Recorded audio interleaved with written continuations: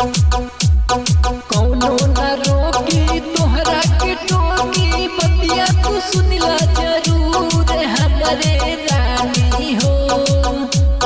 कौनो न रोकी तोहरा के टोकी बतिया तू सुनिला जरूर हमरे रानी हो।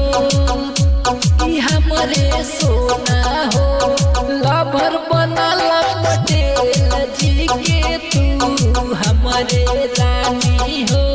लभर बनला पटेल जी के तू हमरे रानी हो। कौनो न रोकी तोहरा के टोकी बतिया तू सुनला जरूर हमरे रानी हो। ई हमरे सोना हो लभर बनला पटेल जी के तू हमरे रानी हो।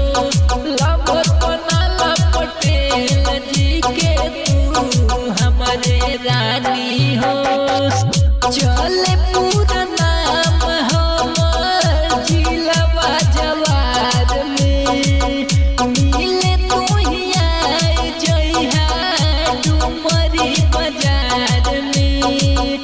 चले पूरा नाम हमर जिलवा जवार में मिले तू ही आई जइहा डुमरी बाजार में।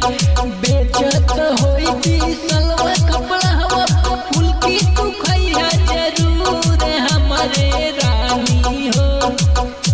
कि हमरे सोना हो लभर बनला पटेल जी के तू हमरे रानी हो। लभर बनला पटेल जी के तू हमरे रानी हो। लभर बनला पटेल जी के